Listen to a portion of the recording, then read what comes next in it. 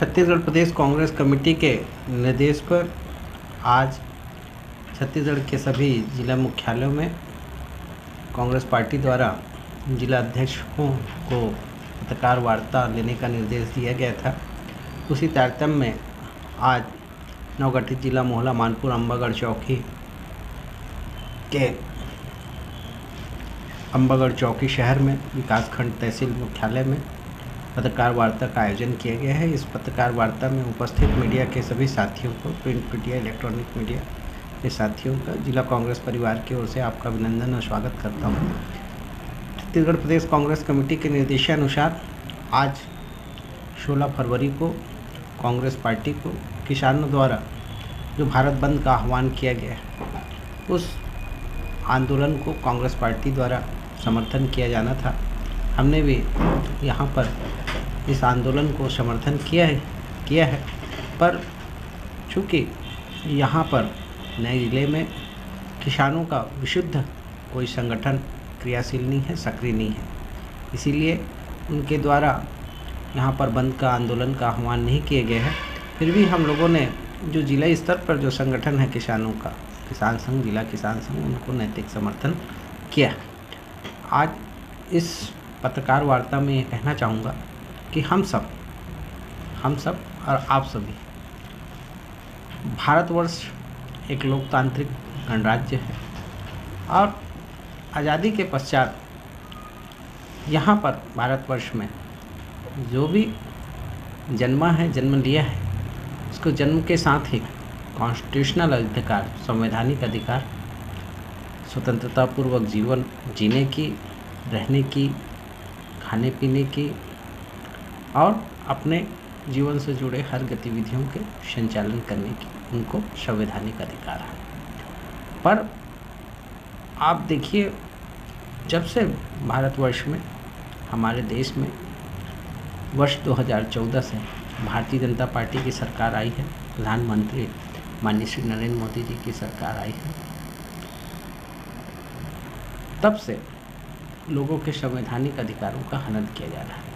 ऐसा मैं इसलिए कह पा रहा हूँ कि आप ताज़ा घटनाक्रम को ध्यान में रखिए, संज्ञान में लाइए कि अभी हमारे देश की राजधानी दिल्ली में हमारे देश के बहुत सारे राज्यों के किसानों द्वारा किसान हित को लेकर, किसानों की समस्याओं को लेकर आंदोलन किया जा रहा है। यह आंदोलन जब से दिल्ली में शुरू हुआ है और किसानों द्वारा या किसान संगठनों द्वारा जब से इस आंदोलन का ऐलान किया गया है, घोषणा की गई है, तब से किसानों को रोकने के लिए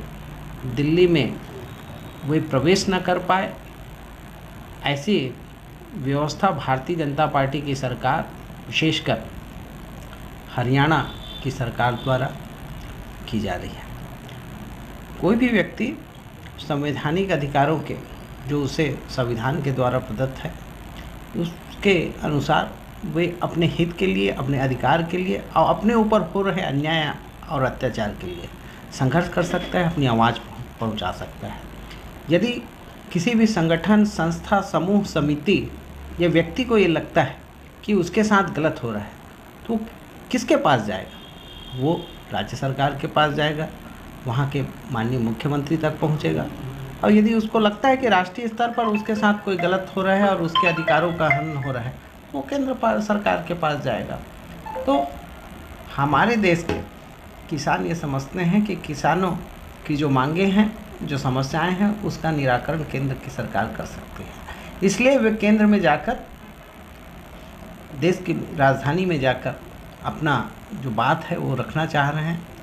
धरना प्रदर्शन के माध्यम से और अपने शांतिपूर्वक आंदोलन के माध्यम से। पर उनको दिल्ली में जाने में, प्रवेश करने से रोका जा रहा है और ऐसे इस तरीके से रोका जा रहा है जैसे कोई दो देश में लड़ाई हो रही है, जैसे इंडिया या चाइना में लड़ाई हो रही है, इंडिया और पाकिस्तान में। जैसे हम विरोधियों और अपने प्रतिद्वंदियों को जो देश की सीमा पे आक्रमण करते हैं या देश की सीमा में बलात् घुसने की कोशिश करते हैं, तो उनको रोकने के लिए जिस तरीके के हथकंडे अपनाए जाते हैं, जिस तरीके से प्रयोग किए जाते हैं वार में, युद्ध में, उस तरीके से आप किसानों को रोकने की कोशिश कर रहे हैं। एक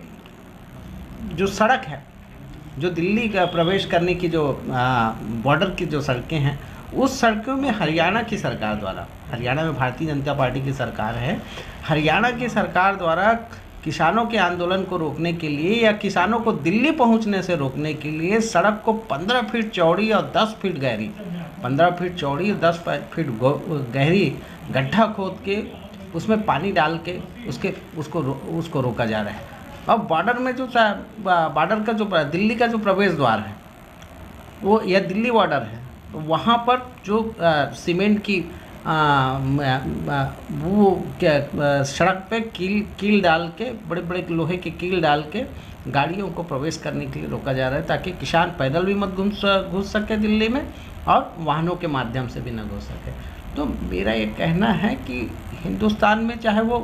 किसी भी वर्ग का हो, किसी भी संगठन से जुड़ा हो, किसी भी व्यापार के माध्यम से अपना गुजर बसर करता हो या जीविकोपार्जन करता हो, उसे को यदि लगता है कि उसके हित में सरकार काम नहीं कर रही है, उसको अपनी बात सरकार के पास रखनी है, या उसके अधिकारों के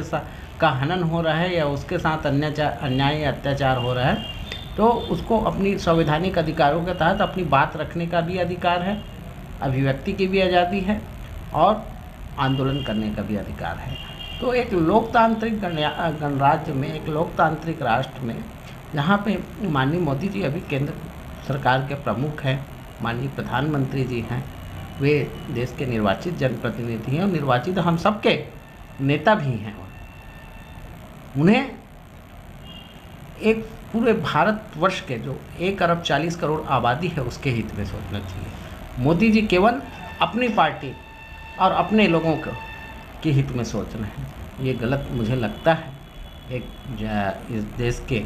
एक जागरूक नागरिक होने के भी नाते और एक विपक्षी दल के जनप्रतिनिधि या संगठन के पदाधिकारी के रूप में समझता हूँ कि केंद्र की सरकार जो इस तरीके से किसानों के साथ कार्रवाई कर रही है वो पूरी तरह से गलत है। कांग्रेस पार्टी इसकी निंदा करती है और किसानों के आंदोलन के साथ कांग्रेस पार्टी खड़ी है, न केवल नैतिक समर्थन करती बल्कि ज़रूरत पड़ने पर यदि किसान संघ आह्वान करती है तो हम उनके साथ सड़क पे आकर कदम से कदम मिलाकर संघर्ष करने को तैयार हैं।